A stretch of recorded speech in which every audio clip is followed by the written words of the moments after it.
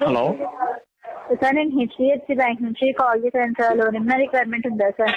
దేనికండి చేసింది? ఇంకా లోన్ తీసుకుంటారేమోనని కాల్ చేశాను సార్. ఎంత ఇస్తారు లోన్? శాలరీని బట్టి ఉంటుంది సార్. మీ శాలరీ ఎంత సార్? నెట్ అమౌంట్ 50,000 అండి నెలకి. 50,000 సార్? అకౌంట్లో క్రెడిట్ అవుతుందా సార్ అమౌంట్? లేదండి మాది బిజినెస్. Business sir? ఏం బిజినెస్ సార్?